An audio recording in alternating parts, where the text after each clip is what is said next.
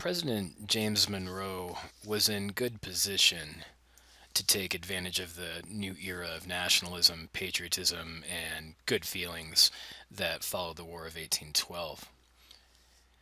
He won two very easy elections because the opposition party, the Federalists, had fallen apart. He was well qualified and well respected, however. He served under George Washington in the Revolutionary War, then served in politics for a long time in Virginia as a state legislator, in the Confederation Congress, or what was the U.S. Congress prior to the Constitution being ratified in 1788, and as a diplomat to France, Britain, and Spain. He was the last president who could be called part of the founding father generation, and as such, he did not have strong opposition. His most important diplomatic policy was his attempt to end European colonialism in the Western Hemisphere. The United States was the first nation to recognize the breakaway nations of La Plata, Bolivia, Chile, Ecuador, Peru, Colombia, Mexico, Paraguay, Uruguay, and Venezuela when they broke away from Spain between 1810 and 1830.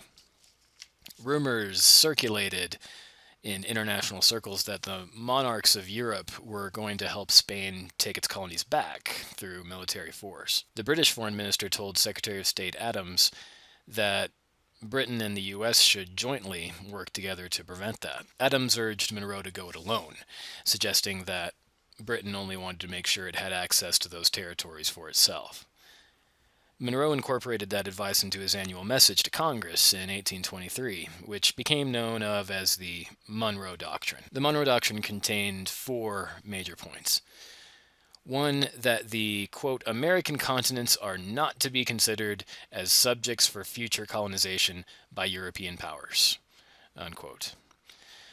Two, that the political system of Europe was fundamentally different than that of the U.S., and so the U.S. would consider any attempt at colonization in the Western Hemisphere a threat to American security. Three, that the U.S. would not interfere with existing European-controlled colonies. And four, that the U.S. would keep out of internal affairs of Europe and their wars. This statement had no standing in international law, and the U.S. did not have anywhere near the Navy, Army, or money to back such a bold proclamation up. Symbolically, though, it represented American intentions to become a power like those of Europe, and represented the U.S. kind of becoming an adult, growing up on the international stage, so to speak. It also reflected the nation's patriotism, which was part of the good feelings going on.